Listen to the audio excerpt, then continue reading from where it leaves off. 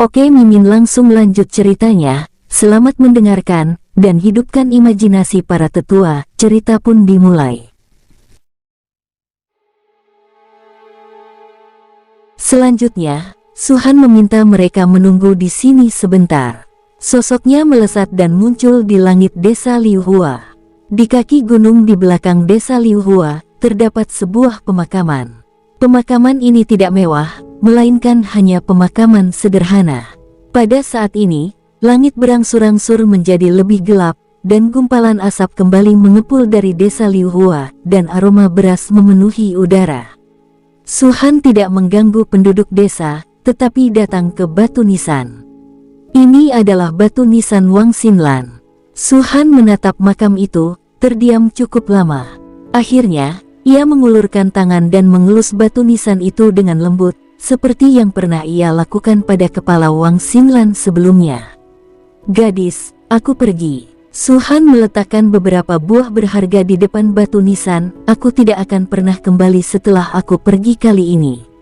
Ada banyak orang yang berlalu lalang dalam hidup, tetapi waktu ketika kita menjadi manusia fana hanya 100 tahun. Orang-orang dan hal-hal yang kita temui saat itu jauh lebih mendalam daripada mereka yang berada di dunia para kultivator. Setelah berbicara di sini sebentar, Suhan berjalan ke batu nisan Wang Changqi, Wang Changgui, dan Wang Zushi beserta istrinya dan meletakkan beberapa buah berharga. Itu semua adalah buah langka di dunia pembudidaya dan dapat dibeli sesuka hati, tetapi bagi manusia, itu pasti sangat berharga. Sampai jumpa. Mengambil napas dalam-dalam, Suhan berdiri. Dia hendak pergi, tetapi pada saat itu, suara tawa terdengar dari tidak jauh. Sungguh panen yang luar biasa hari ini. Cek-cek, tapi aku punya 3 ginseng, semuanya sudah sangat tua. Kalau aku jual, harganya setidaknya 5.000 tael. Berkat saudara Wang Lin, kalau tidak, aku mungkin tidak akan bisa merebut makanan dari mulut harimau itu. Saat suara itu datang, lebih dari 10 sosok berjalan menuruni gunung. Suhan dengan jelas melihat bahwa Wang Lin ada di antara mereka. Dia baru berusia sekitar 50 tahun ini, tetapi dia tampak jauh lebih tua daripada teman-temannya. Dia memegang busur panjang di satu tangan dan sebuah bungkusan di tangan lainnya, dengan senyum puas di wajahnya. Namun saat dia melihat Suhan, senyum itu membeku. Kakek Su, dia tak percaya. Kurang dari 2 bulan sejak Suhan pergi, tetapi bagi Wang Lin, itu terasa seperti sudah lama sekali. Yang lain pun tercengang, bahkan ada yang mengucek mata, karena mengira mereka salah lihat. Wang Lin, Suhan tersenyum dan mengangguk. Mata Wang Lin langsung memerah. Jika dia punya penyesalan dalam hidupnya, hanya ada 2. Yang pertama menikah dengan Song Yu. Kedua, itu semua berkat Suhan. Saat Suhan pergi, dia bahkan tidak mengucapkan sepatah kata pun padanya, yang menunjukkan betapa kecewanya dia terhadapnya. Berpikir kembali pada apa yang telah dilakukannya selama bertahun-tahun, Wang Lin menampar wajahnya sendiri dengan keras.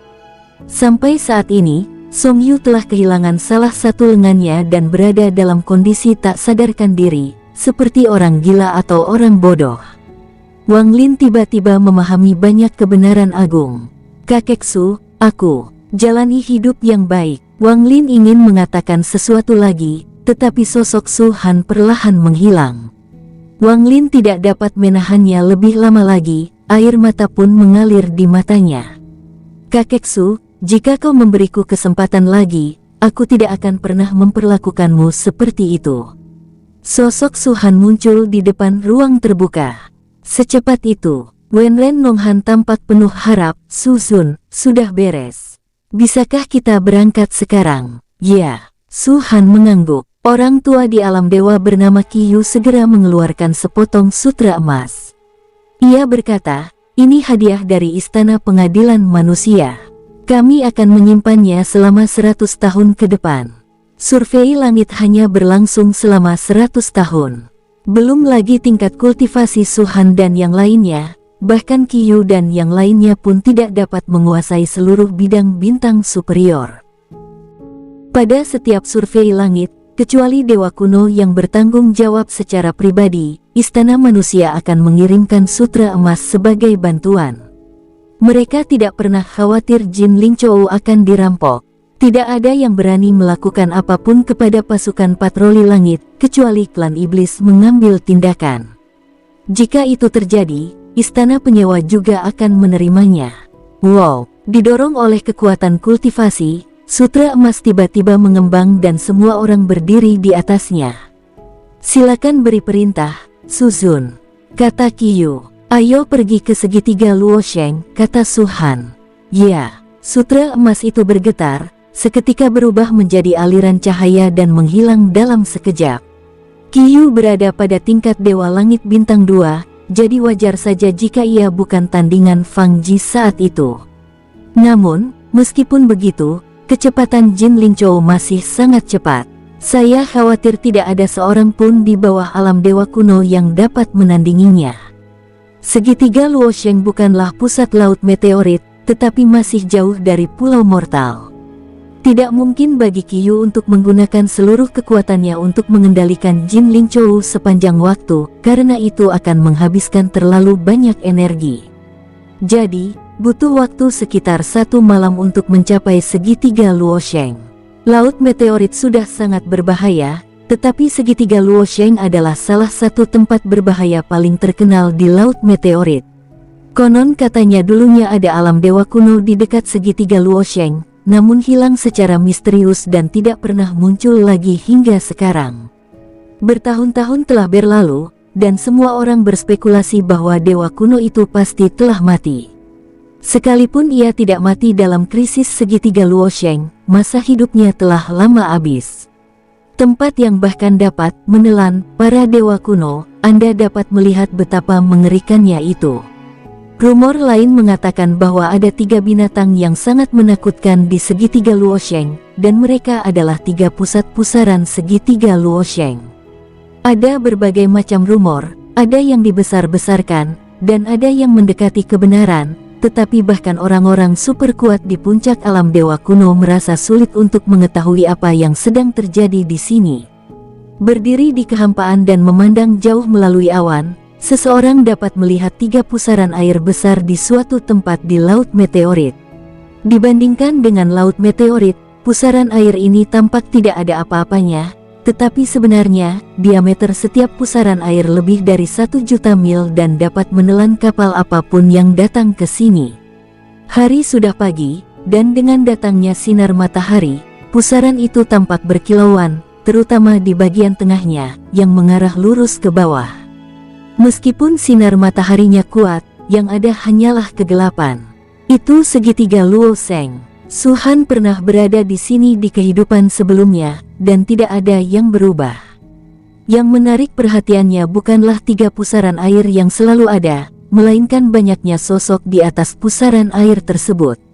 Hal pertama yang terlihat adalah seorang wanita cantik berpakaian putih. Pakaian putih wanita itu disulam dengan berbagai pola. Saat angin laut bertiup, pakaiannya bergoyang, dan pola-pola itu tampak memiliki roh dan akan menari. Rambutnya panjang tergerai, kulitnya seputih salju, bibirnya semerah ceri, dan ekspresi dingin di antara alisnya. Meskipun banyak talenta muda di sekitarnya sering meliriknya, ia sama sekali tidak peduli. Jika bukan Susue, siapa lagi? Apakah itu Susue? Mata Kong Xuan berbinar. Tentu saja, Wenren Nonghan berkata dengan penuh semangat, menurut ayahku, Istana Baihua telah mengirim utusan kekaisaran tingkat pertama kali ini. Seharusnya dia yang berada di depan. Wanita ini hanya sedikit di belakangnya. Dia tampaknya memiliki status yang lebih tinggi daripada siapapun, tetapi kultivasinya hanya di alam ilahi bintang 1. Melihat seluruh istana Baihua, selain Susue, siapa lagi yang bisa mendapatkan perlakuan seperti itu? Sungguh indah. Kong Xuan mendesah, dia berdiri di sana, seolah-olah telah menyerap semua sinar matahari. Meskipun mengenakan pakaian putih, tubuhnya memancarkan cahaya keemasan, seperti dewi yang turun ke bumi. Pantas saja dia langsung terkenal tak lama setelah memasuki wilayah bintang superior. Selain bakatnya yang bahkan lebih luar biasa daripada Su Zun, penampilannya yang sempurnalah yang membuatnya paling terkenal. Wenren Nonghan melirik Su Han diam-diam dan berbisik, "Su Zun, ku dengar dia, sepertimu, berasal dari wilayah bintang berukuran sedang. Mungkinkah kalian berdua sudah saling kenal sejak lama?" Jelas sekali, dia masih merenungkan kata-kata Su Han sebelumnya. Wanita cantik cocok untuk pria sejati. Su Zun terlalu lunak, "Saya tidak mengenalnya." Su Han berkata dengan tenang, "Tapi aku optimis padanya, dan tidak ada yang bisa menyentuhnya." "Apakah kamu tertarik padanya?" Wenren Nonghan tampak marah. Optimis terhadap sesuatu dan menyukai sesuatu adalah dua konsep yang sangat berbeda. Jelas, ia salah paham, dan Su Han tidak berniat menjelaskannya. Namun dalam sekejap mata, Wenren Nonghan kembali menghela napas, "Lupakan saja, dengan kualifikasi Su Sue, kita memang tidak layak untuknya. Tapi aku menyarankan Su Zun untuk lebih rasional. Kau mungkin punya kualifikasi yang lumayan, tapi penampilanmu sungguh tidak bagus." Su Han menatap tajam ke arah Wenren Nonghan. Yang lainnya tidak dapat menahan tawa. Selanjutnya, Su Han menatap orang lain lagi. Su Sue memang cantik alami, tetapi yang benar-benar mempesona di sini bukanlah dirinya, melainkan 10 sosok yang duduk bersila di sekitar segitiga Luo Seng. Mereka berada paling dekat dengan pusaran itu dan hampir duduk di atasnya. Meskipun ada daya hisap yang sangat dahsyat dari pusaran itu, hal itu sama sekali tidak berpengaruh pada mereka. Ke-10 sosok ini terbungkus dalam semacam cahaya yang membentuk pilar-pilar cahaya. Beberapa pilar cahaya memiliki kilatan petir dan raungan terus-menerus di dalamnya. Beberapa di antaranya bangkit dengan api, dan mereka semua berubah menjadi binatang raksasa, menyebabkan air laut di bawahnya menguap dengan cepat. Sebagian udara dingin melesat ke langit dan meresap melalui kolom cahaya, menyebabkan sejumlah besar es muncul dalam pusaran yang terus berputar. Ada sosok lain yang tidak menimbulkan gerakan apapun di laut, tetapi ruang-ruang tak terhitung jumlahnya di sekitarnya runtuh dan berubah menjadi ketiadaan. Sekilas, sosok ini tampak duduk dalam kegelapan. Jalanan melonjak, kekuatan aturan. 10 orang ini dapat dilihat dengan jelas penampilannya, tetapi mustahil mengetahui tingkat kultivasi apa yang mereka miliki. Telah dipastikan bahwa ia berada di alam dewa kuno, tetapi area di antara kedua alisnya begitu halus sehingga mustahil untuk mengetahui ada berapa bintang di sana. Dewa dingin kuno, dewa kehampaan kuno, dewa api merah kuno, dewa bumi kuno. Wenren Nonghan menelan ludah. Ya Tuhan, semua master super kuat yang sudah lama berdiri ini benar-benar muncul. Ada berapa banyak alam dewa kuno di seluruh wilayah bintang atas? Harta karun apa saja yang tersembunyi di bawah segitiga Luo Sheng ini? Ketika aku datang ke sini, ayahku memberitahuku bahwa 7 dewa kuno muncul bersamaan. Aku sangat terkejut, tetapi aku tidak menyangka akan ada 3 dewa lagi, dan jumlah totalnya mencapai 10. Kong Xuan juga menarik napas. Kekuatan para dewa kuno tak terlukiskan dengan kata-kata. Mereka tidak memancarkan tekanan atau aura apapun, tetapi hanya dengan sekali pandang saja, rasanya seperti dibutakan. Terlalu kuat, kata Qiyu dengan suara rendah. Su Han menatap ke-10 orang itu sejenak sebelum berbalik dan melihat ke arah anggota kelompok lainnya. Bintang Pangu, Bintang Han Chen, keturunan Putuo, keturunan King Shen. Sudut mulutnya perlahan terangkat, dan Su Han tersenyum dan berkata, "Semua kenalan ada di sini." Memang benar. Dimanapun ada harta, disitulah harta itu berada. Wenren Nonghan dan Kong Xuan diam dengan bijaksana. Kecuali jika diperlukan, mereka tidak bersedia terlibat dalam dendam ini. Sekarang ia berpatroli di angkasa dengan penuh keagungan, namun setelah 100 tahun, ia akan kembali ke wujud aslinya.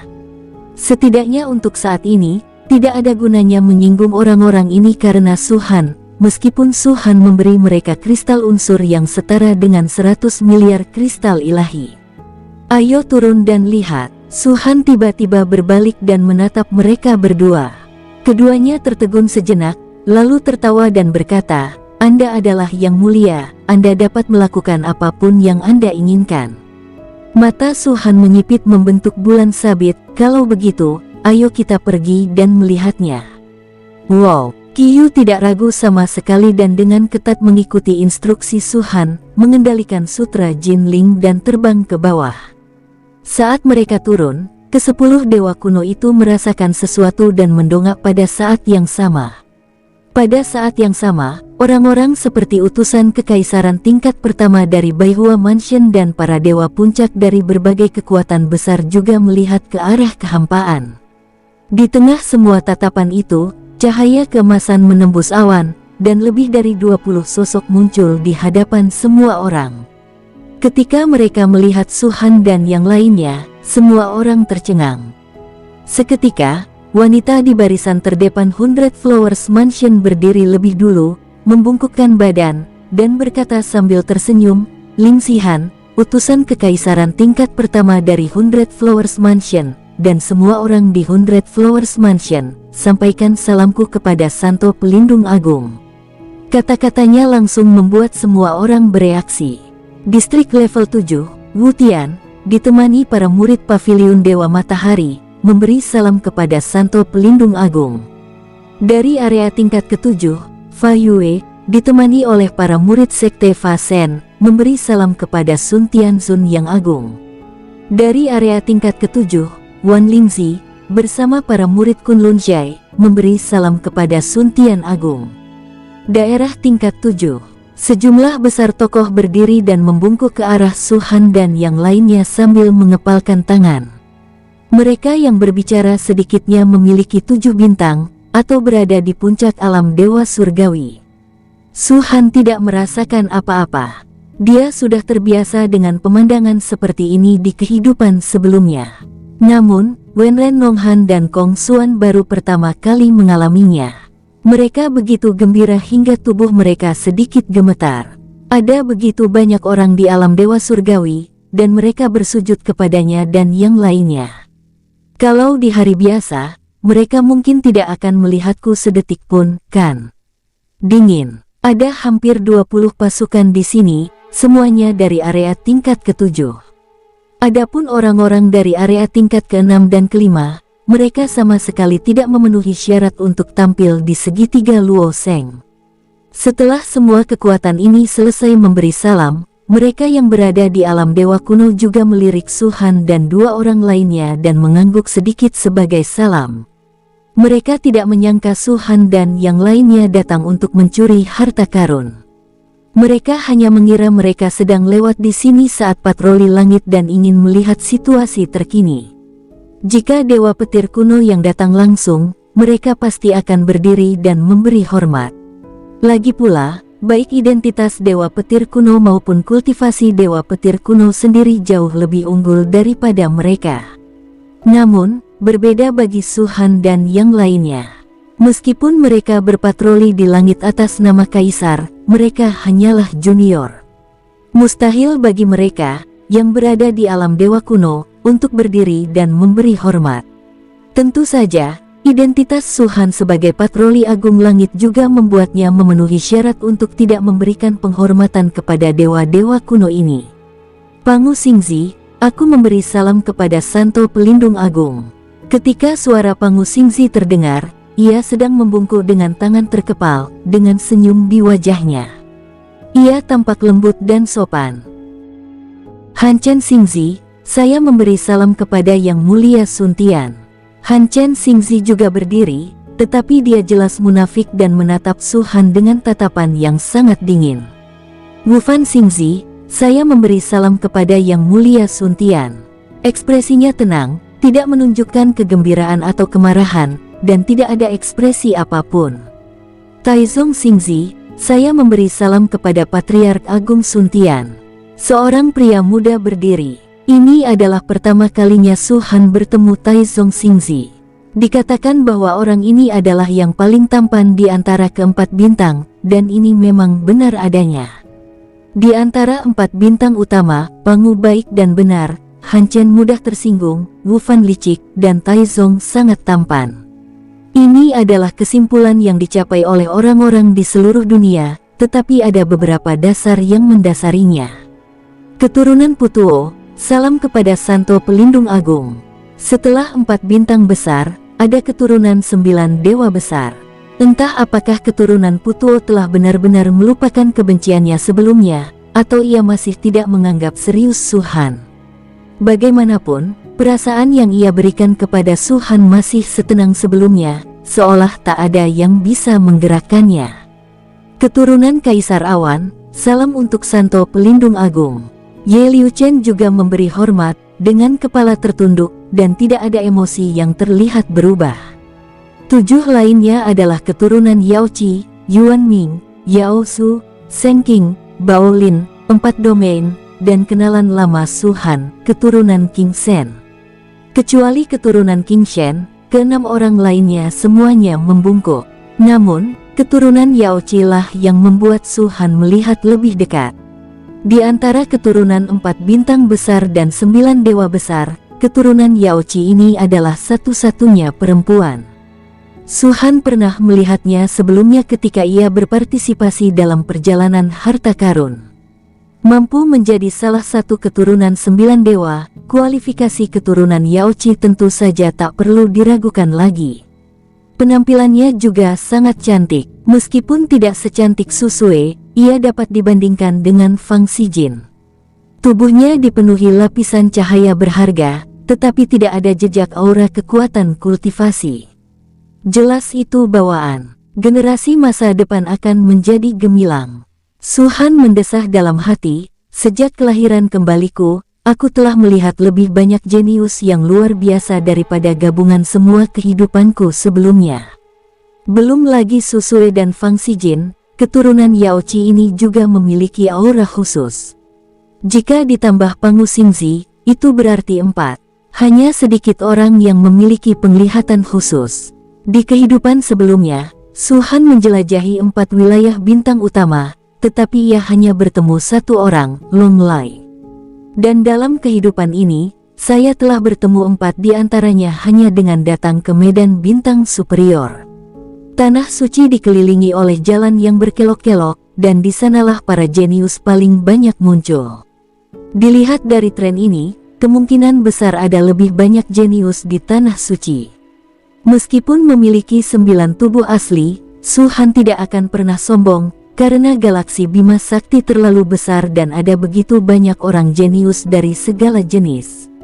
Jika tidak ada hal yang tidak terduga terjadi, orang-orang dengan penglihatan khusus ini akan menjadi orang suci di masa depan dan berdiri di puncak galaksi Bima Sakti. Keturunan Dewa Hijau tidak memberi hormat, tetapi Suhan tampaknya tidak menyadarinya. Setelah para jenius lainnya selesai memberi salam, Suhan berbalik dan menatap Wu Tian, Fa Yue, dan Wan Lingzi. Paviliun Dewa Matahari, Sekte Dewa Hukum, dan Paviliun Kunlun yang berdiri di belakang mereka semuanya adalah kekuatan terkenal di area tingkat ke-7, dan setidaknya ada 1 dewa kuno yang bertanggung jawab atas mereka. Tetapi yang dipedulikan Suhan bukanlah seberapa kuat kekuatan tersebut, melainkan kekuatan-kekuatan ini sudah ada di kehidupan saya sebelumnya. Setelah bertahun-tahun, mereka masih sekuat dulu. Ini terkait dengan latar belakang mereka, tetapi juga dengan cara mereka bertindak. Perilaku macam apa yang dapat membuat suatu kekuatan menjadi abadi? Seorang yang berdiri di tengah, terombang-ambing oleh angin. Saat itu, Suhan mendominasi dunia dan merupakan orang terkuat di bidang bintang atas. Dia ingat dengan jelas bahwa ketika dia berhasil menembus keilahian dan menjadi orang suci, kekuatan-kekuatan ini telah bersumpah untuk mengikutinya selamanya dan memiliki iman abadi kepadanya. Mereka melakukannya, terutama setelah Paviliun Pembunuh Dewa menjadi terkenal di seluruh dunia dan mendirikan cabang di wilayah bintang superior, mereka pun menjadi semakin hormat. Namun, dengan kematian Suhan dan runtuhnya Paviliun Pembunuh Dewa, pasukan ini beralih ke aliansi bintang tanpa ragu-ragu. Aliansi bintang tidak ada hubungannya dengan runtuhnya cabang Paviliun Pembunuh Dewa di wilayah bintang superior. Kerugian terbesar datang dari penindasan brutal dari pasukan ini.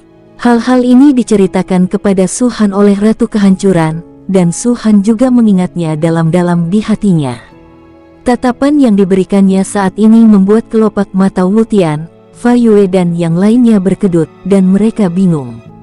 Saat berikutnya, Su-han menarik pandangannya dan senyum mulai muncul di sudut mulutnya. Namun saat dia hendak bicara, sebuah suara dingin namun terkejut terdengar dari Baihua Mansion. "Susue dari Baihua Mansion, salam untuk Tuan Besar Sun Tian." Mendengar ini, banyak orang tercengang. Bukankah Baihua Mansion baru saja menyelenggarakan upacara? Dan Ling Zihan sendiri yang memimpin upacaranya. Apa maksud Susue dengan berbicara lagi saat ini? Wenren Nonghan tiba-tiba mendengus dingin dan berkata melalui transmisi suara, "Apa hebatnya Suzun? Dia tidak setampan aku, jadi kenapa Susue harus menarik perhatiannya? Betapa mengecewakannya." Kong Falcon pun mendesah dan berkata, "Kupikir wanita seperti ini akan murni dan tak ternoda, tapi aku tak menyangka dia begitu duniawi. Dia tahu Suzun adalah orang yang paling berkuasa, jadi dia berusaha menjilatnya di depan banyak orang." Qiyu tak tahan lagi mendengarkan, jadi ia terbatuk pelan dan berkata, "Setahu saya, meskipun Susue dan Suzun tidak saling kenal di ranah bintang menengah, mereka menjadi teman setelah tiba di ranah bintang atas.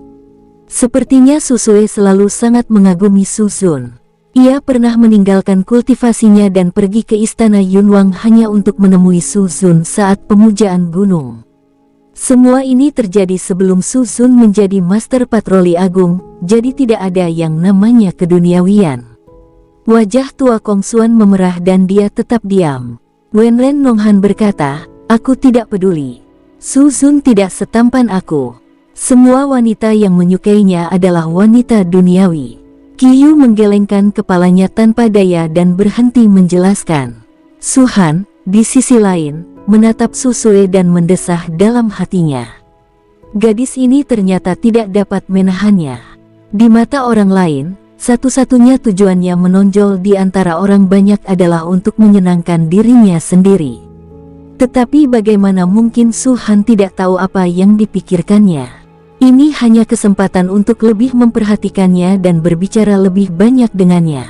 Setelah hening sejenak, Su-han tiba-tiba melambaikan tangan dan berkata sambil tersenyum, "Kemarilah." Susue sedikit terkejut, lalu ekspresi terkejut terpancar di matanya.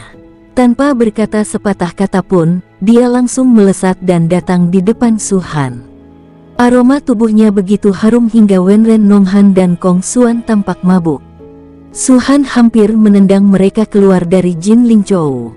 Sudah di alam roh ilahi. Su-han melirik bintang di antara alis Susue dan berkata, "Apakah itu meminjam roh?" "Berubah menjadi roh," kata Susue sambil tersenyum. "Tidak buruk." Su-han tanpa sadar ingin mengulurkan tangan dan menyentuh kepala Susue, tetapi ketika dia ingat bahwa begitu banyak orang yang menonton, dia menurunkan tangannya. "Berlatihlah dengan baik dan jangan mengecewakanku, mengerti?" kata Su-han lagi. "Ya." Susue mengangguk keras. Kembali, Susue cemberut, tampak enggan. Tatapan itu hampir membuat Wenren Nonghan dan Kong Xuan tercengang. Mereka tak habis pikir. Susue sudah terlanjur memeluknya, bagaimana mungkin Suzun tega membiarkannya menderita ketidakadilan seperti itu? Bukan manusia. Sebenarnya banyak hal yang ingin Susue katakan pada Su-han, tapi apapun yang dia katakan, itu akan mengungkap hubungan mereka. Jadi, atas saran Su-han, Susue hanya bisa kembali ke Baihua Mansion dengan perasaan kesal. Pada saat itu, tiba-tiba terdengar suara, "Bolehkah saya bertanya mengapa Santo Pelindung Agung ada di sini?" Su-han tidak dapat menahan diri untuk mengalihkan pandangannya dan menatap ke arah keturunan King Shen. "Orang ini, aku bahkan belum membuat masalah padanya, tapi dia sudah mendatangkannya kepadaku." Banyak orang tidak bertanya, mengapa hanya dia yang banyak bicara.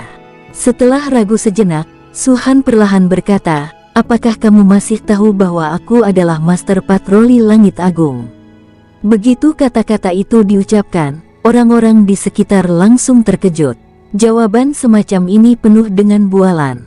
Tentu, keturunan Dewa Hijau mencibir, dia mengenakan baju zirah emas, jadi jelas dia berpatroli di langit atas nama Dewa kuno baju zirah emas. Kalau dia bukan yang mulia agung, lalu siapa dia?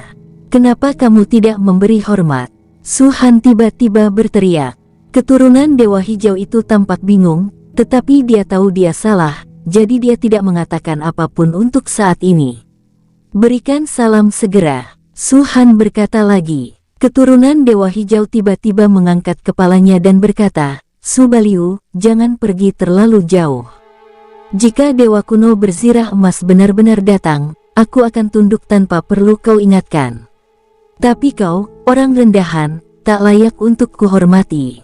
Benar sekali. Su Han tertawa terbahak-bahak. Saat aku muncul tadi, aku memberi hormat di Baihua Mansion dan Kunlun Zai. Bahkan para senior tingkat Dewa kuno ini mengangguk kepadaku sebagai salam. Tapi kebetulan kau menggunakan nada yang berbeda. Menurutmu, aku, Su Baliu, hanyalah orang rendahan. Lalu, bukankah orang-orang yang memberi hormat kepadaku ini bahkan lebih buruk daripada orang rendahan? Omong kosong. Berhentilah membuat masalah dan memfitnah orang-orang di sini. Gerutu keturunan King Shen. Faktanya, jika itu orang lain, bahkan jika dia memiliki tingkat kultivasi yang sama dengan Su Han, dia akan tetap memberi hormat. Tetapi dia tidak tahan dengan ekspresi puas Su Han. Selain itu, Su Han telah mengancam posisinya. Setelah 100 tahun ini, posisinya mungkin akan membaik dan dia mungkin benar-benar terdesak. Setiap kali keturunan King Shen memikirkan hal ini, mereka akan menjadi semakin marah, jadi tidak mengherankan jika mereka tidak memberi hormat kepada Su Han. Menurut pendapatnya, apa itu Suntian Agung? Istana manusia tak lagi berstatus seperti dulu. Patroli langit para dewa kuno saat ini hanyalah aturan yang diwariskan turun-temurun dan telah kehilangan pamornya. Bahkan jika aku tidak memberinya hadiah, apa yang bisa dia lakukan padaku? Apakah aku salah? Su Han mencibir, jangan bicara soal para tetua di alam dewa kuno. Bahkan para tetua di alam dewa surgawi pun bersedia memberi hormat kepadaku, sang patroli langit, tapi kau menolak. Apa kau pikir kau, keturunan dewa, lebih tinggi statusnya dari mereka? Apa kau masih meremehkan alam dewa surgawi? Begitu kata-kata ini diucapkan, Ling Zihan, Wu Tian dan yang lainnya menunjukkan ekspresi dingin yang nyata. Rasa dingin ini ditujukan kepada keturunan King Shen. Sekalipun mereka tahu bahwa Su Han sedang berusaha menebar perpecahan, mereka tetap ingin memanfaatkan kesempatan ini untuk memberi peringatan kepada keturunan King Shen. Sekalipun kamu berbakat, itu hanyalah bakat, dan kamu hanyalah seorang junior. Omong kosong. Kalau kau bukan patroli langit agung saat ini, aku pasti sudah bertindak dan membunuhmu di sini. Keturunan Dewa Hijau itu sangat marah. Kali ini, sebelum Su Han sempat berbicara, ekspresi Qiyu berubah dingin. Santo Pelindung Agung melambangkan Dewa kuno Sirah Emas. Menghina Santo Pelindung Agung sama saja dengan menghina Dewa kuno Sirah Emas. Mengancam Santo Pelindung Agung sama saja dengan mengancam Dewa kuno Sirah Emas. Qiyu berkata dengan dingin, tidak sopan itu arogan, dan mengancam seperti ini tidak manusiawi. Kau pantas dipukuli. Seseorang kemari. Begitu Qiyu selesai berbicara, beberapa master alam Xuanshen langsung tampil. Tampar dia, teriak Qiyu. Apa katamu? Keturunan King Shen tercengang dan mengira dia salah dengar. Sebagai keturunan dewa, beraninya seseorang ingin menamparnya. Hahaha. Dia tertawa terbahak-bahak, kalian gila. Aku ingin melihat siapa yang berani menyentuhku. Swiss, Swiss, Swiss. 4 penguasa alam Xuanshen terbang keluar dan menyerbu menuju keturunan King Shen. Alam dewa surgawi di belakangnya tanpa sadar ingin menghentikannya, tetapi Qiyu berteriak lagi, patroli agung, yang mulia surgawi, Anda memiliki kualifikasi, hak, dan kewajiban untuk menghukum sampah umat manusia. Jika ada yang ikut campur, istana manusia akan murka, dan dewa kuno berzirah emas akan datang sendiri. Mendengar perkataan Qiyu, semua makhluk di alam dewa surgawi terdiam. Selemah apapun istana manusia, dulunya ia adalah kekuatan nomor satu umat manusia. Fondasinya kuat dan pasti dipimpin oleh dewa kuno. Kekuatannya pasti tidak akan jauh lebih lemah daripada kekuatan-kekuatan besar di area tingkat ketujuh. Terlebih lagi, apa yang paling dipedulikannya bukanlah istana manusia, tetapi dewa petir kuno. Jika dia berani mengambil tindakan saat ini, berarti dia melanggar kehendak Santo Pelindung Agung, yang berarti juga melanggar kehendak dewa petir kuno. Tak masalah jika dia benar, tapi dengan begitu banyak orang yang menonton, jelaslah keturunan Dewa Hijaulah yang pertama kali bertindak tidak masuk akal. Apa yang bisa dia gunakan untuk membantahnya? Semua pikiran itu berkelebat dalam benakku dalam sekejap.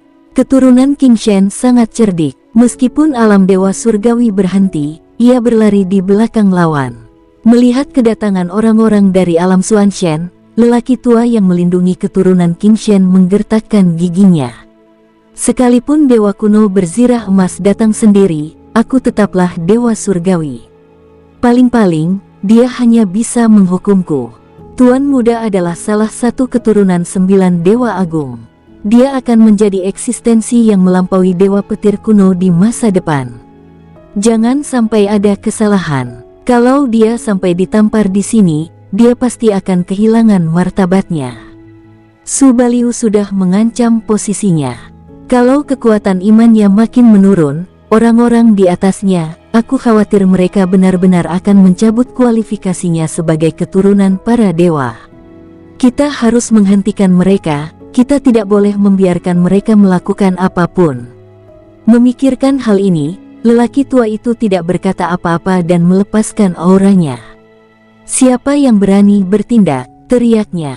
Lagi pula, dia ada di alam dewa surgawi, meski dia hanya 1 bintang, dia bukanlah seseorang yang dapat ditandingi oleh para master alam dewa mendalam puncak ini. Tekanan yang mengerikan itu menyapu bersih, hampir berubah menjadi substansi, menyebabkan keempat penguasa alam Xuanshen terlempar mundur seakan-akan mereka menabrak tembok. Ekspresi Qiyu berubah dingin. Hu Zhengbei, apakah kamu mencari kematian? Jelas dia kenal orang tua itu. Hu Zhengbei tetap tenang dan berkata, perintah Patriark Agung Suntian tidak dapat dilanggar. Namun, saya merasa kesalahan ada pada Anda, Tuan Muda, dan Anda seharusnya tidak menamparkan saya. Anda, Qiyu hendak berbicara, tetapi pada saat ini, bush, tiba-tiba, guntur bergemuruh di langit dan awan gelap bergulung-gulung. Sejumlah besar awan menumpuk, dan guntur tak berujung menyambar dari mereka. Tekanan yang luar biasa menggerakkan 10 dewa kuno, dan mereka mendongak pada saat yang sama. Dewa petir kuno, wajah Hu Zhengbei berubah drastis. Qiyu sebelumnya telah mengatakan bahwa dewa kuno berbaju besi emas akan datang sendiri, tetapi ia hanya berpikir itu hanya sebagai penghalang. Situasinya saat itu kritis, dan dia membuat keputusan paling tepat hampir seketika. Membungkuk dan tunduk. Junior, aku di sini untuk bertemu Lei Ting. Bes. Namun sebelum Hu Zhengbei dapat menyelesaikan kata-katanya, pilar besar petir biru tua tiba-tiba turun dari awan. Semua orang dapat melihat dengan jelas bahwa di kolom petir itu, ada tangan besar yang muncul dan menghilang dari waktu ke waktu. Dewa kuno, selamatkan hidupku. Pupil mata Hu Zhengbei mengecil, menunjukkan rasa putus asa yang mendalam. Saya begitu ingin melindungi Anda, Tuan Muda, sampai-sampai saya mungkin bertindak terlalu jauh, tetapi saya tidak melukai anak buah pencari langit, jadi kejahatan saya tidak pantas dihukum mati. Beng, pilar petir itu jatuh dan seketika menghancurkan semua tekanan pada Hu Zhengbei. Hu Zhengbei bahkan tak sempat membela diri sebelum berubah menjadi abu. Membunuh alam dewa surgawi dari alam dewa kuno semudah membantai ayam atau anjing. Banyak sekali orang yang terperangah tak percaya. Mereka tahu bahwa dewa petir kuno datang langsung untuk membuktikan otoritas Su Han dan menjadikannya teladan. Bagaimanapun, ini adalah patroli langit pertama Su Han dan baru saja dimulai. Jika seseorang tidak patuh sekarang, jalan menuju patroli langit di masa depan akan jauh lebih sulit. Namun di mata orang-orang ini, Hu Zhengbei bagaimanapun juga berada di alam dewa surgawi, yang mana jarang ada di antara umat manusia, dan tidak diketahui berapa tahun lagi dibutuhkan untuk menghasilkan seseorang. Bahkan jika Dewa Petir kuno membunuh seekor ayam untuk menakut-nakuti monyet, paling-paling ia hanya memberi mereka pelajaran. Tidak seorang pun menyangka bahwa Dewa kuno yang selama ini dianggap paling lembut akan menyambar dengan guntur dan membunuh Hu Zhengbei seketika, menggunakan nyawa seorang dewa surgawi untuk membangun otoritas Su Han. Tekanan itu menyebar ke segala arah, dan banyak orang mundur beberapa langkah, masih merasakan ketakutan yang tersisa atas apa yang baru saja terjadi. Ada lagi yang punya komentar. Suara yang besar itu, di tengah gemuruh guntur, bergema di telinga setiap orang. Cakupan yang ditargetkan bahkan mencakup 10 dewa kuno. Tentu saja, mereka tidak akan terlibat dalam kekacauan ini. Mereka sedikit menundukkan kepala dan pura-pura tidak mendengar apapun.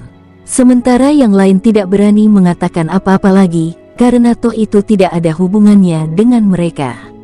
Namun, keturunan King Shen bereaksi setelah keterkejutan awal dan wajahnya menjadi muram. Senior Hu adalah pahlawan umat manusia. Butuh jutaan tahun baginya untuk mencapai tingkat dewa surgawi. Karena Subaliu adalah patroli agung, dari sudut pandang umat manusia, saya rasa dibutuhkan waktu bertahun-tahun dan sumber daya yang tak terhitung jumlahnya untuk menghasilkan seseorang dengan tingkat kultivasi senior Hu. Jika dia masih hidup, dia pasti bisa melenyapkan iblis dan monster dari umat manusia. Tapi, kau malah membunuhnya tanpa berpikir dua kali. Keturunan Dewa Hijau menahan tekanan dan berteriak sekeras-kerasnya, "Aku tidak terima." Subaliu jelas-jelas yang memulai perselisihan. Senior Hu tidak melakukan apapun kepada para kultivator alam Dewa Suan itu, dia hanya menghentikan mereka. Apa hakmu untuk membunuhnya? Sekalipun kau berada di alam Dewa kuno, kau tetap harus bicara dengan akal sehat. Dewa Petir kuno sama sekali tidak berniat berdebat dengannya. Wow, awan dan kabut bergulung dan berubah menjadi telapak tangan raksasa, menekan dari atas keturunan King Shen. Kecepatannya sangat lambat, tetapi seolah-olah ruang angkasa sedang diremas. Sebelum jatuh, keturunan King Shen merasa seolah-olah seluruh langit runtuh. Dia mengeluarkan seluruh kultivasinya, tetapi masih tidak berdaya. Lututnya perlahan gemetar, dan akhirnya menjadi tidak stabil sama sekali, lalu dia jatuh berlutut dengan suara gedebuk. Dan baru pada saat inilah telapak tangan berhenti menekan ke bawah. "Kau ingin mati juga?" Suara acuh tak acuh itu, bagaikan guntur, menyebar ke segala arah. Semua orang mendesah, keturunan Dewa Hijau ini benar-benar kehilangan akal sehatnya. Mungkinkah dia mempertanyakan tindakan alam Dewa kuno? Identitasnya sebagai keturunan dewa mungkin sangat tinggi di mata orang lain, tetapi di mata para dewa kuno, itu seperti awan yang mengambang. Saya, keturunan King Shen merasakan niat membunuh yang kuat. Intensitas suara itu telah mencapai titik sedemikian rupa sehingga jika dia berani membantah satu kata pun, Dewa Petir kuno akan segera membunuhnya. "Aku tidak mau." Setelah beberapa saat, suara sedih keluar dari mulut keturunan King Shen. "Kalau begitu lanjutkan." Telapak tangan itu berhenti di udara dan tidak menghilang. Ekspresi Qiyu terkejut, dan ia langsung berkata, "Orang ini menghina Suntian Agung dan bahkan mengancam akan membunuhnya. Dia arogan dan kejam. Jika terus seperti ini, dia akan menjadi bencana bagi umat manusia." Tampar wajahnya segera. Biarkan dia sadar dan menyelamatkan pilar bagi umat manusia kita. Swiss, Swiss, Swiss. 4 Master Alam Xuanshen bergegas keluar lagi. Kali ini, tidak ada halangan. Pah pah pah. Total 4 tamparan, 1 untuk setiap orang, membuat pipi keturunan Dewa Hijau merah dan sudut mulutnya berdarah. Semua yang hadir terdiam, dan suara tamparan itu sangat keras.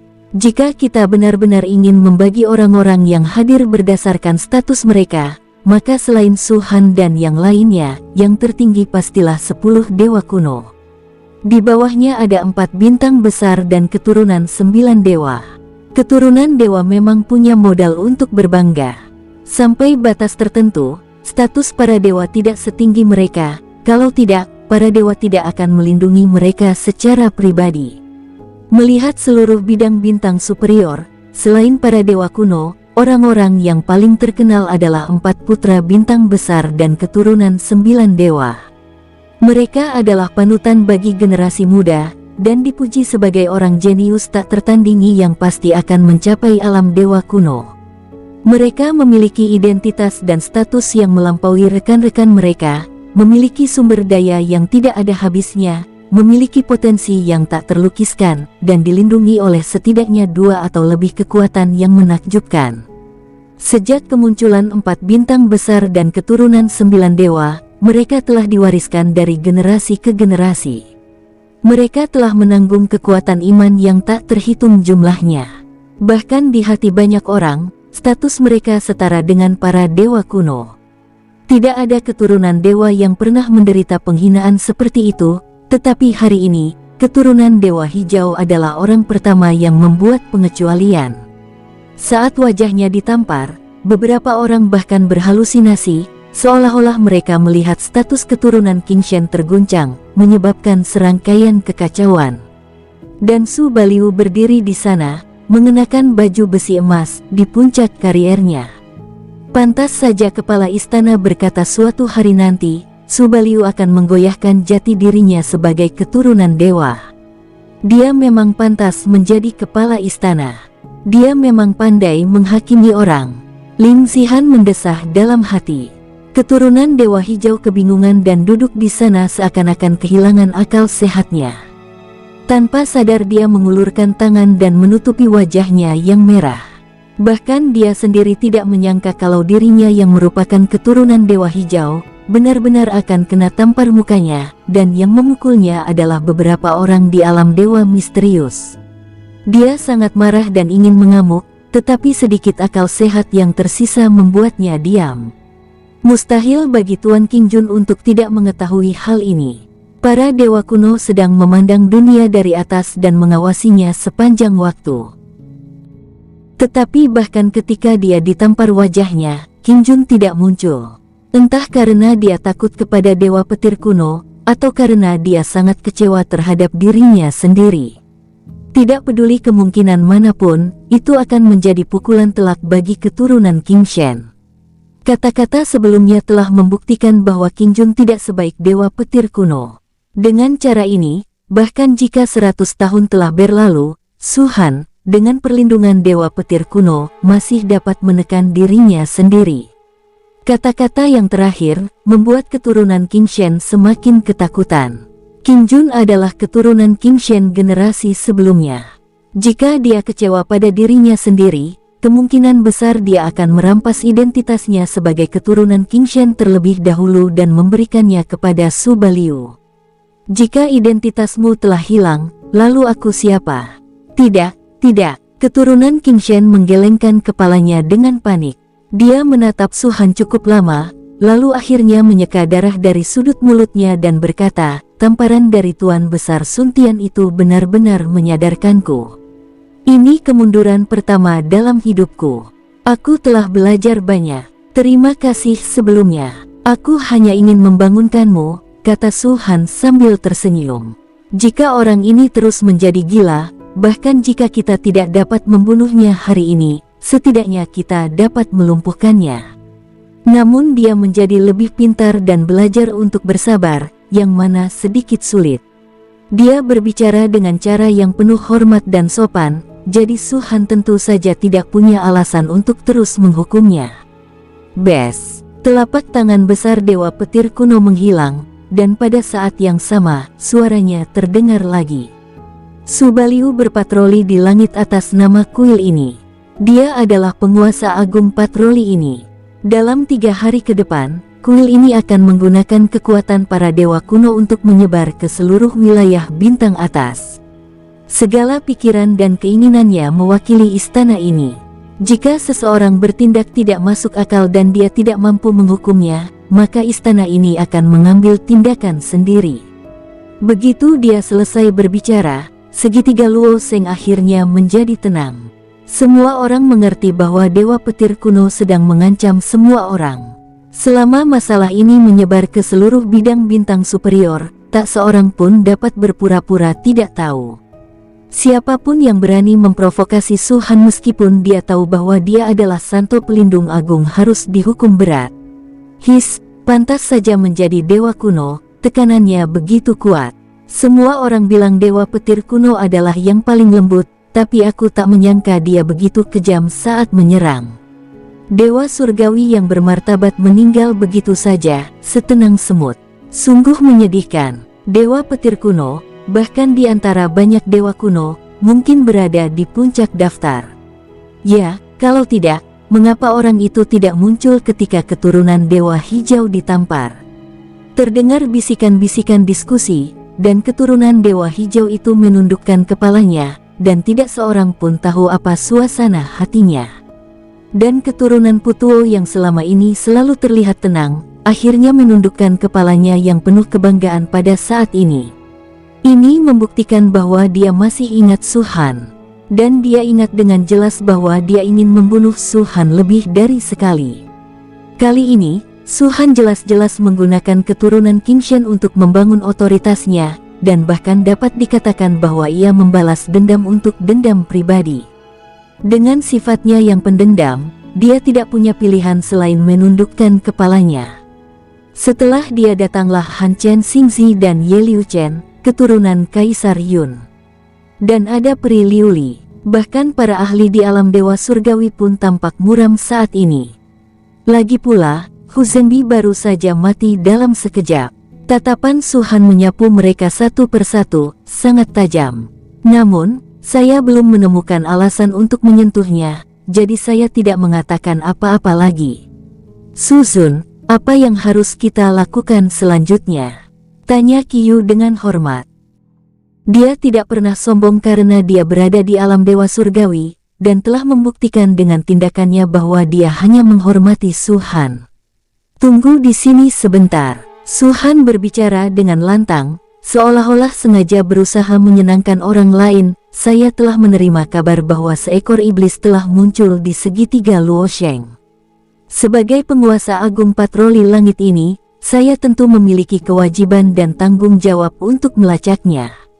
Ya, Qiyu dan yang lainnya menjawab. Yang lain memutar mata mereka diam-diam. Harta karun hanyalah harta karun, mengapa Anda harus menggambarkannya dengan cara yang begitu muluk? Tapi kalau dipikir-pikir lagi, Su Han hanya punya 100 tahun lagi untuk hidup. Kalau dia pergi ke tempat yang berbeda setiap hari, kemungkinan besar dia tidak akan bisa bertahan. Tanpa alasan yang tepat, bagaimana mungkin dia bisa tinggal di sini begitu saja? Berpatroli di langit atas nama orang lain juga merupakan pelatihan tidak langsung. Semua orang iri. Di antara mereka yang pernah bertugas sebagai patroli langit, adakah yang bersikap jujur, teliti, dan sungguh-sungguh melaksanakan patroli langit? Bukankah karena dia menggunakan identitasnya sebagai patroli langit untuk mendapatkan harta dan sumber daya di mana-mana untuk meningkatkan kultivasinya sendiri? Di era ketika setan tidak dapat merajalela, apa yang disebut patroli langit telah sepenuhnya berubah maknanya. Wow, pada saat ini, gelombang besar tiba-tiba meletus dari 3 pusaran air besar yang berputar dengan mantap. Ombak besar bergulung-gulung dan menyerbu ke angkasa, bagaikan berubah menjadi tirai air yang menutupi langit dan bumi. Tidak ada napas atau tekanan yang keluar dari pusaran itu, tetapi 10 dewa kuno yang awalnya paling dekat dengan pusaran itu dengan cepat naik ke udara pada saat ini, mengerutkan kening saat mereka melihat pemandangan itu. Ombaknya semakin tinggi, dan ombaknya membumbung tinggi ke langit, seolah-olah menghubungkan kehampaan dan permukaan laut, membuat wilayah laut segitiga Luo Sheng benar-benar terbalik. Pada saat yang sama, atlas penyihir leluhur di cincin Sumeru Su Han bergetar sedikit. Meski hanya sesaat, Su Han telah memperhatikan atlas penyihir leluhur, jadi dia secara alami merasakan sesuatu. Mundur 800 mil dari sini. Para dewa perkasa dari berbagai kekuatan besar berbicara pada saat ini. Dengan kekuatan tertinggi mereka dengan cepat menyimpulkan jarak evakuasi yang aman. Sejumlah besar sosok berkelebat keluar, tetapi hanya keturunan Dewa Hijau yang masih berdiri di sana dengan linglung. Pangu Xingzi mendesah dan mengulurkan tangan untuk mengambilnya. Yang juga mengulurkan tangan adalah Ye Liu Chen, keturunan Kaisar Yun. Mereka berdua mundur bersama keturunan King Shen, dan baru pada saat inilah keturunan King Shen bereaksi. "Terima kasih kalian berdua," katanya. Pangu Xingzi menggelengkan kepalanya dan tidak berkata apa-apa lagi. Ye Liu Chen berkata, "Inti Tao itu abadi, dan lika-likunya tak berujung. Masalah ini hanyalah sebuah episode. Jangan dimasukkan ke hati. Kita adalah keturunan para dewa, dan kita harus bersatu." Keturunan Dewa Hijau memandang Ye Liu Chen dan mengangguk. "Saya mengerti maksud saudara Ye." Su Han terus menatap ketiga pusaran air itu. Ia mendapati bahwa seiring air laut semakin bergejolak, ketiga pusaran air yang awalnya terpisah dengan jelas itu mengalami beberapa perubahan. Mutasi ini adalah fusi. Segitiga Luosheng akan bergabung. Segitiga Luosheng telah ada sejak kemunculan Laut Ilahi Meteorit. Sudah seperti ini selama bertahun-tahun, namun perubahan seperti ini baru saja terjadi. Melihat situasi ini, jika terus berlanjut, apakah segitiga Luosheng ini akan tetap menjadi segitiga Luosheng saja? Yang lain tentu saja menyadari petunjuk ini dan membicarakannya. Lingkup segitiga Luosheng mencakup total 5 juta mil, dan semua orang hanya berdiri di tepiannya. Lagi pula, ketiga pusaran air ini sudah ada sejak zaman kuno. Perubahan mendadak mereka bahkan lebih mengejutkan daripada keturunan Dewa Hijau yang ditampar. Dan di cincin Sumeru Putra Suci, ketika segitiga Luosheng berubah, atlas penyihir leluhur bergetar lagi. Kali ini sangat terasa dan getarannya berlangsung sekitar 1 detik. Mata Su Han berkedip saat dia mengingat surat yang ditulis Wang Changqi untuknya.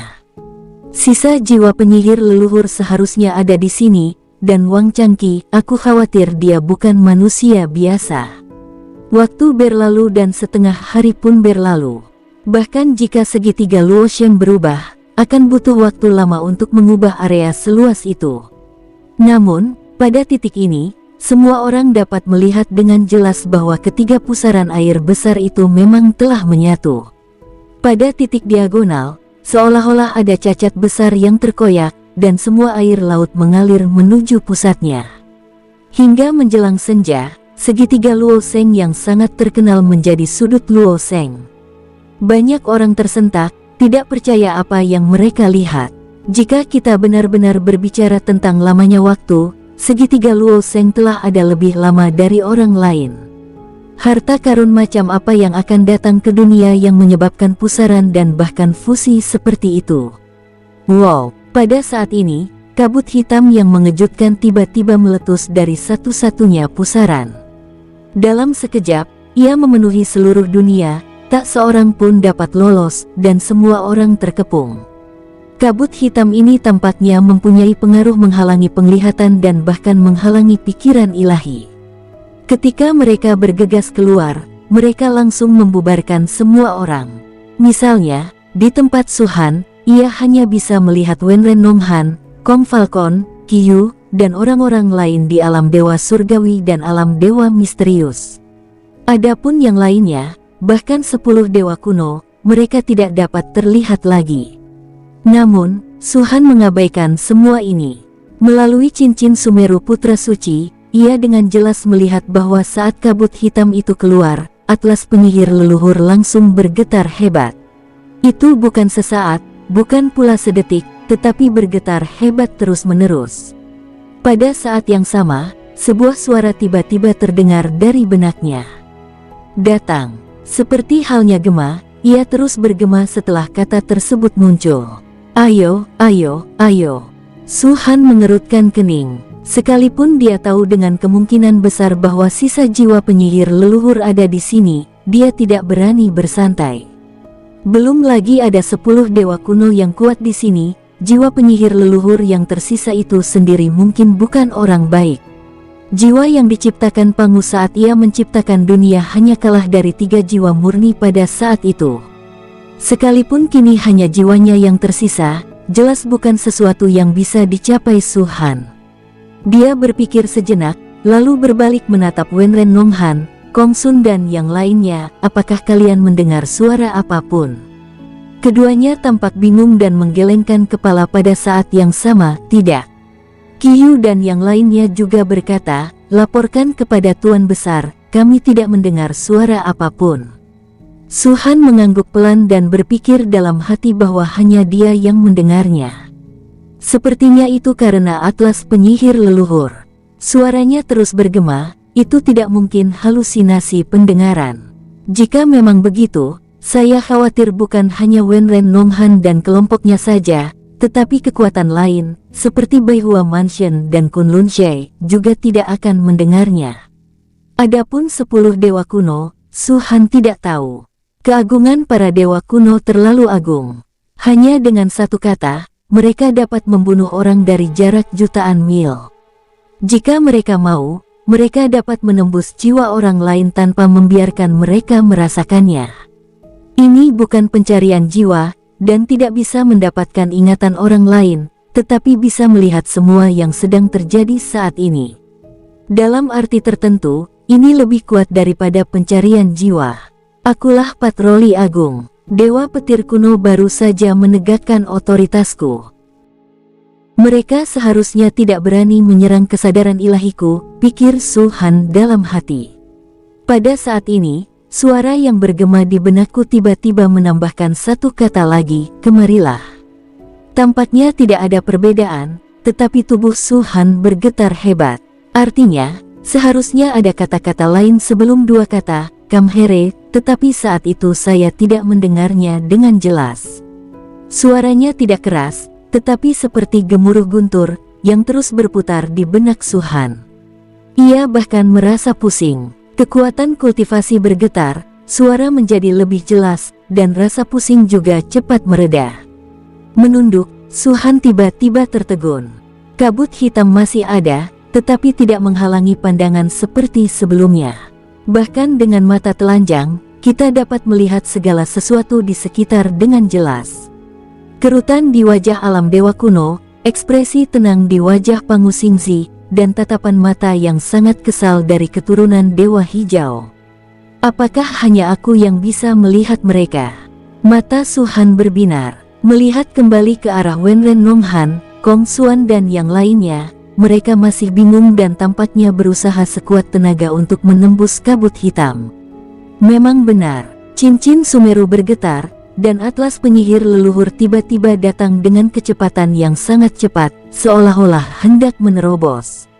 Su Han tidak ragu-ragu. Dengan jentikan tangannya, atlas penyihir leluhur muncul di tangannya. Kemarilah. Pada saat ini, kata ketiga muncul dengan jelas di benak Su Han. Su Zun, apa yang kamu pegang di tanganmu? Tanya Wenren Nonghan penasaran. Catatan ilustrasi penyihir leluhur. Su Han tidak berniat menyembunyikan apapun. Buku ilustrasi penyihir leluhur. Apa itu? Tanya Wenren Nonghan lagi. Su Han menatapnya dan tersenyum aneh. Ketika Pangu menciptakan dunia, ia berubah menjadi 3 dewa murni dengan satu tarikan napas, dan 12 tetes darahnya disebarkan di dunia manusia untuk membentuk penyihir leluhur. Wenren Nonghan tercengang. Kong Falcon terkejut. Semua orang tercengang. Tahukah kau mengapa bahkan alam dewa kuno mau datang ke sini secara langsung? Tahukah kau mengapa perubahan mendadak ini terjadi di segitiga Luosheng? Karena sisa jiwa penyihir leluhur masih ada di dalamnya. Su Han terdiam sejenak, lalu melanjutkan, dan sisa jiwa penyihir leluhur ini adalah milikku. Wow, setelah kata-kata ini diucapkan, sebelum seorang pun dapat bereaksi, semburan cahaya hitam tiba-tiba keluar dari atlas penyihir leluhur. Cahaya hitam dengan cepat menyatu dengan kabut hitam, tetapi lebih tebal dari kabut hitam, membentuk sejumlah besar anak tangga, dimulai dari kaki Su Han dan menyebar langsung ke pusaran. Ini, Wenren Nonghan dan yang lainnya tidak mempercayainya. Mereka tidak dapat melihat menembus kabut hitam, tetapi mereka dapat melihat tangga hitam yang bahkan lebih tebal dari kabut hitam. Su Han mengabaikan mereka. Akhirnya, sebuah kalimat lengkap muncul di benaknya. "Tuan Su, kemarilah."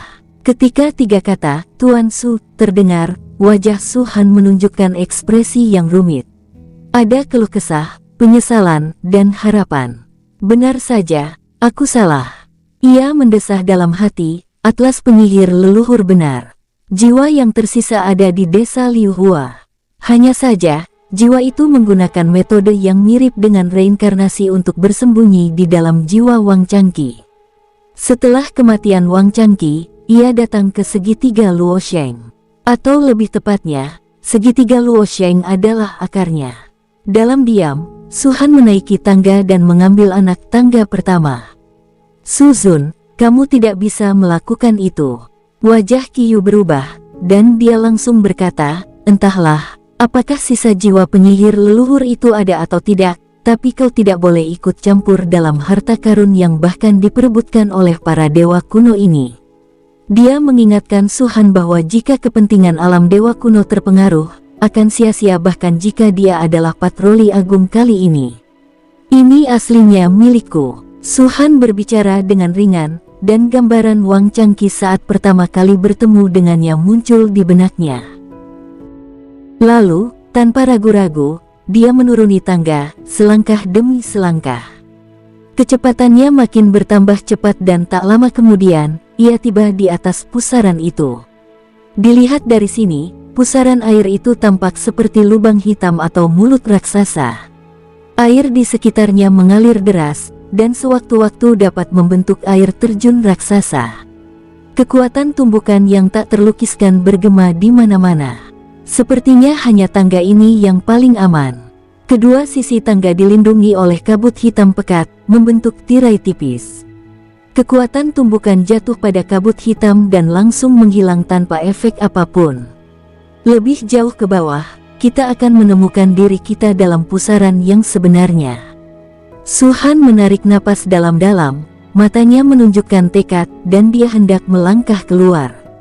Tapi saat ini, cekak, retakan yang mengerikan itu tiba-tiba terkoyak, tidak hanya merobek kabut hitam yang menghalangi pandangan, tetapi juga merobek kehampaan. Sesosok tubuh muncul melalui celah itu. Su Han melihat dengan jelas bahwa itu adalah pria parubaya yang sebelumnya hanya duduk santai, tetapi bahkan dapat menyebabkan kekosongan itu terdistorsi dan runtuh. Ketika Su Han melihatnya, dia juga melihat Su Han, dan bahkan melihat tangga di bawah kaki Su Han dan atlas penyihir leluhur di tangannya.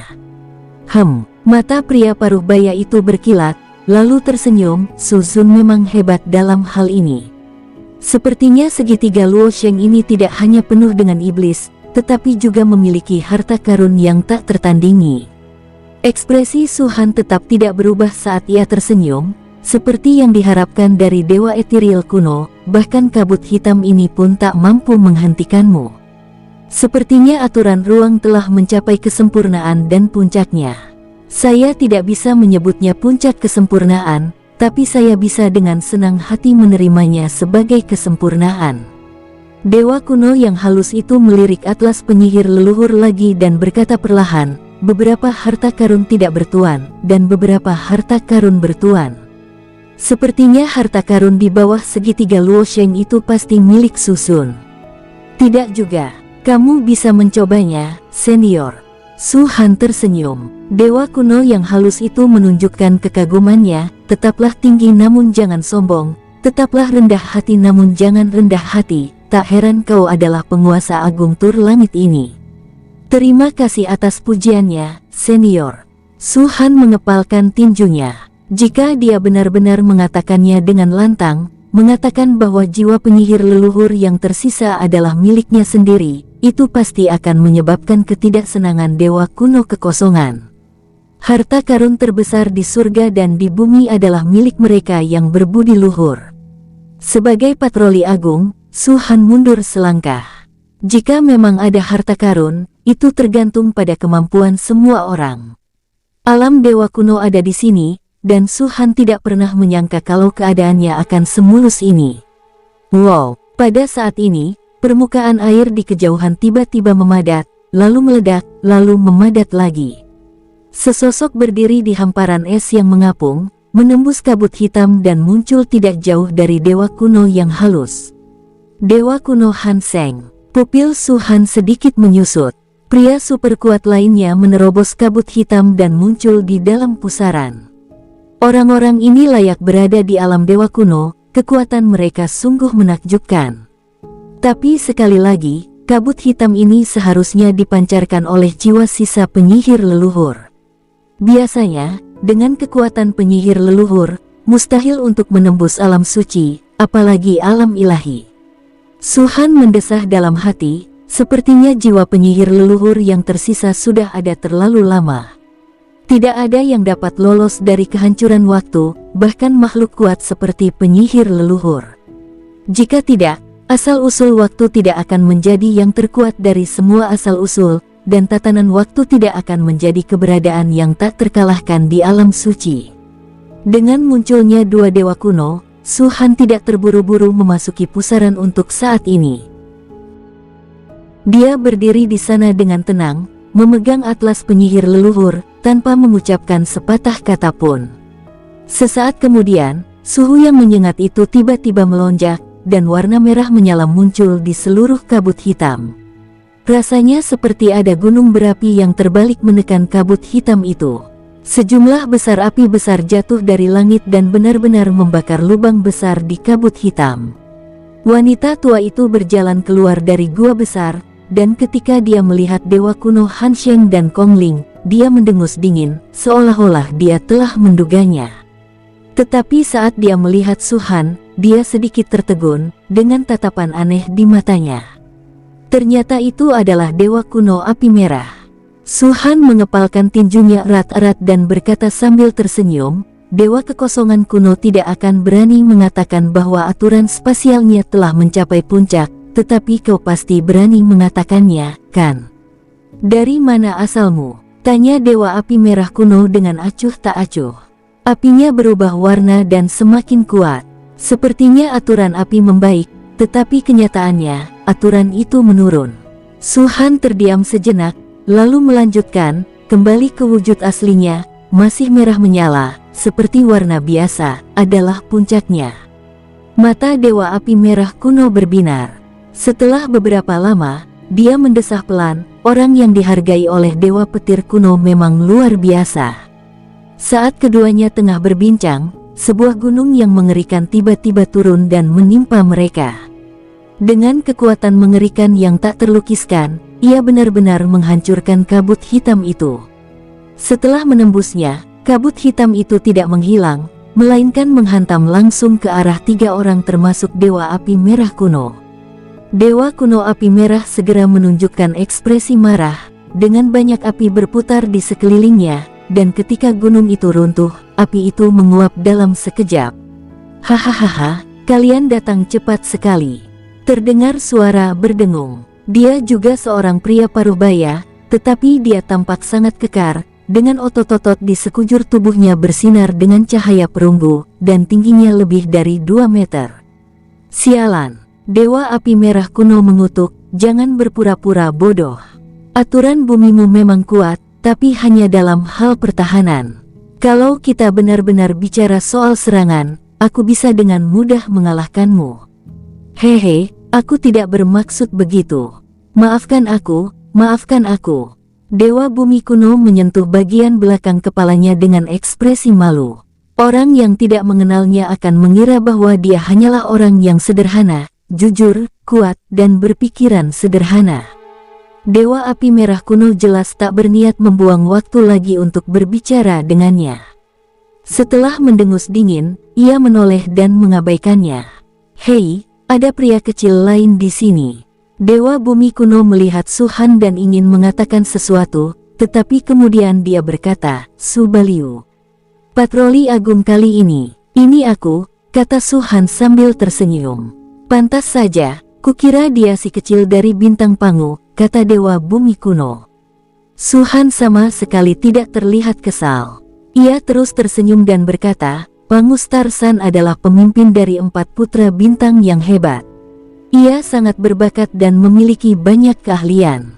Biasanya, ia seharusnya menjadi orang yang paling sering berada di sini selain para senior. Apa yang sedang kalian pikirkan, wahai para dewa kuno? Mereka segera memahami arti tersembunyi dari kata-kata Su-han. Jika Pangu Xingzi muncul di sini, itu akan normal, tetapi Su Baliu bukanlah orang biasa.